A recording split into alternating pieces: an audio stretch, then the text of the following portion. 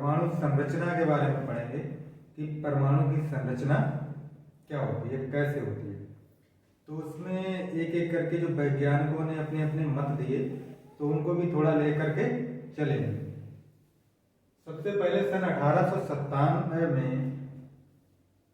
जो J Thomson थे, Joseph John Thompson नाम था उनका, जो उन्होंने क्या किया कि परमाणु में इलेक्ट्रॉन की खोज की।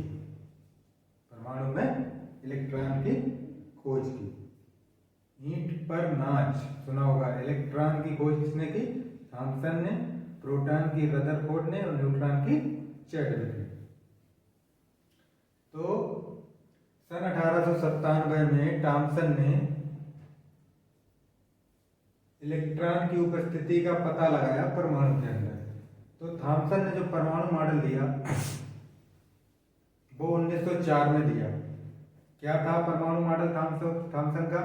उन्होंने कहा कि जो परमाणु है वो एक धनावेशित गोला है और जिसकी त्रिज्या जो होती है वो 10⁻⁻10 मीटर की त्रिज्या का एक धनावेशित गोला है, जिसमें परमाणु द्रव्यमान, जो परमाणु का जो द्रव्यमान है वो समान रूप से वितरित रहता है और उसका धनावेश भी समान रूप से वितरित रहता है। जो इन्होंने बातें बताई ये इस तरह से उन्होंने बताया, ये थॉमसन का परमाणु मॉडल है कि ये धनावेशित गोला होता है और इसके अंदर ये इलेक्ट्रॉन धसे रहते हैं। इलेक्ट्रॉन क्या है?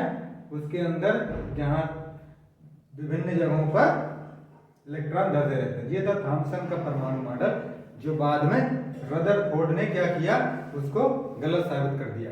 इन्होंने कहा कि भाई परमाणु का द्रव्यमान तथा धनावेश समान रूप से वितरित रहता है। परमाणु का जो द्रव्यमान है वो भी पूरे में समान रूप से वितरित रहता है और धनावेश भी समान रूप से वितरित रहता है। लेकिन जब नाभिक का आविष्कार हुआ सन 1911 में, रदरफोर्ड ने एक एक्सपेरिमेंट किया। रदरफोर्ड ने क्या प्रयोग किया कि ये जिस स्वर्ण पन्नी है, क्या ये स्वर्ण की पन्नी, स्वर्ण की पन्नी पर अल्फा कणों की बौछार की। अल्फा कण पे होता है धनावेश, अल्फा कण पे धनावेश होता है। तो उन्होंने अल्फा कणों की बौछार की और सामने एक जिंक सल्फाइड की प्लेट रखी। किसकी? जिंक सल्फाइड की।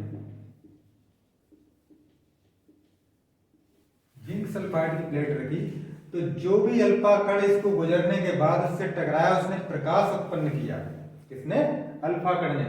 और उन्होंने देखा कि कुछ अल्फा कण जो थे वो सीधे निकल गए स्वर्ण पन्नी को पार करके, कुछ अल्फा कण थे अपने मार्ग से थोड़ा विचलित हो गए और कुछ अल्फा कण थे जो केंद्र की तरफ थे वो सीधे अपने मार्ग पर रिटर्न होकर के वापस आ गए, यू टर्न लेकर के वापस आ गए कुछ अल्फा कण। तो इससे उन्होंने ये सिद्ध किया कि परमाणु जो है वो उसमें जो धनावेश है वो समान रूप से वितरित नहीं है। अगर समान रूप से वितरित होता तो ये अल्फा कण सीधे नहीं जाता, क्योंकि यहां पे अगर होता धनावेश तो ये टकराकर वापस जाता। उन्होंने ये सिद्ध किया कि धनावेश पूरे में समान रूप से ना वितरित होकर उसके केंद्र में समाहित है। संपूर्ण धनावेश परमाणु का केंद्र में समाहित है और इसी को उन्होंने नाभिक नाम दिया। उन्होंने रदरफोर्ड जी ने इसी को, जो धनावेशित भाग था अंदर जिससे वापस होकर के हमारे अल्फा कण वापस आ गए, उसी को उन्होंने नाभिक नाम दिया। और इस तरह ये नाभिक का आविष्कार हुआ। इसने रदरफोर्ड ने किया। और उन्होंने क्या, फिर उन्होंने उसी के आधार पर नाभिकीय सिद्धांत दिया। परमाणु मॉडल का नाभिकीय सिद्धांत उसे बोलते हैं। रदरफोर्ड का परमाणु मॉडल जो है उसे रदरफोर्ड का परमाणु मॉडल का नाभिकीय सिद्धांत कहते हैं। नाभिकीय सिद्धांत क्या था? उन्होंने बताया कि भाई जो परमाणु है, परमाणु में क्या है, वो बीच में उसके धनावेशित भाग है। बीच में क्या है? धनावेशित भाग है और इलेक्ट्रॉन उसके चारों तरफ रहते हैं। क्या है? परमाणु का समस्त धनावेश उसके नाभिक में समाहित होता है। समस्त धनावेश का होता है नाभिक में समान रूप से वितरित नहीं, इन्होंने कहा धनावेश समान रूप से वितरित होता है। इस बात को इन्होंने गलत सिद्ध कर दिया कि परमाणु का समस्त धनावेश उसके नाभिक में स्थित होता है। धनावेश कौन होता है? प्रोटॉन होते हैं। नाभिक का व्यास परमाणु के व्यास के 1/10,000 गुना होता है। अब नाभिक का व्यास जो है परमाणु के व्यास का 1/10,000 गुना, मतलब बहुत कम हिस्सा होगा, और द्रव्यमान उसका सारा उसी नाभिक में समाहित। इसका मतलब नाभिक क्या होता है? नाभिक बहुत ही सॉलिड, ठोस और बहुत ही सख्त पार्ट होगा परमाणु का। नाभिक जो है परमाणु का बहुत ही सख्त और ठोस भाग होता, तभी तो उसमें सब द्रव्यमान समाहित होगा। जब ठोस नहीं होगा, बाहर इतना द्रव्यमान है नहीं। 99.94% द्रव्यमान जो होता है वो नाभिक में ही समाहित होता है। परमाणु का जो होता है द्रव्यमान होता है वो 99.94% ये द्रव्यमान नाभिक में ही समाहित होता है। उसके बाद क्या? परमाणु विद्युत उदासीन होता है। विद्युत उदासीन का मतलब जितने प्रोटॉन उतने ही बाहरी कक्षा में इलेक्ट्रॉन, क्योंकि जो थॉमसन थे उन्होंने इलेक्ट्रॉन की उपस्थिति सिद्ध कर दी थी। थॉमसन जो थे उन्होंने इलेक्ट्रॉन की उपस्थिति सिद्ध कर दी थी, और इन्होंने धनावेशित भाग को इसके अंदर सिद्ध किया। तो नाभिक परमाणु का ठोस एवं सख्त भाग होता है, और परमाणु की तुलना उन्होंने सौर मंडल से की। रदरफोर्ड जी ने परमाणु की तुलना किससे की? सौर मंडल से। जैसे सूर्य के चारों तरफ ग्रह चक्र लगाते हैं, उसी तरह से उन्होंने कहा कि भाई नाभिक के चारों तरफ इलेक्ट्रॉन चक्र लगाते हैं। लेकिन ये भी उनका सिद्धांत बाद में फेल हो गया, ये दोषपूर्ण था। उन्होंने कहा कि जिस तरह से सूर्य और ग्रहों के बीच आकर्षण बल के कारण वो घूमते रहते हैं, इसी तरह इलेक्ट्रॉन भी घूमते रहते हैं। लेकिन अगर ऐसा होता तो इलेक्ट्रॉन धीरे धीरे घूमते घूमते अपनी ऊर्जा खो देते और वो जाकर के नाभिक में गिर जाते, और वो इस तरह से परमाणु नष्ट हो जाता। बोहर का परमाणु मॉडल। बोहर जो थे वैज्ञानिक, रदरफोर्ड के बाद उन्होंने अपना परमाणु मॉडल दिया था 1923 में, और उनका परमाणु मॉडल जो था वो क्वांटम संख्या पे आधारित था। किस पे आधारित था? क्वांटम संख्या पे आधारित था। उन्होंने क्या कहा कि नाभिक के चारों ओर जो इलेक्ट्रॉन उन्होंने कहा चक्कर लगाते हैं, सौर मंडल वाला उन्होंने उदाहरण दिया जो रदरफोर्ड जी ने। तो इन्होंने क्या बताया? इन्होंने कहा कि वो ऐसे ही चक्कर नहीं लगाते इलेक्ट्रॉन, उनकी एक विशिष्ट कक्ष में चक्र लगाते, उनका कक्ष है एक। इस तरह से जो नाभिक है और इलेक्ट्रॉन उसमें कक्ष संख्या 1 2 3 4 इस तरह से इसमें इलेक्ट्रॉन जो होते हैं जितनी संख्या में होते हैं उसी हिसाब से वो चक्कर लगाते रहते हैं। ये उन्होंने बताया, किसने? बोहर ने बताया। उसके बाद प्रत्येक कक्षा की निश्चित ऊर्जा होती है। क्या बताया उन्होंने?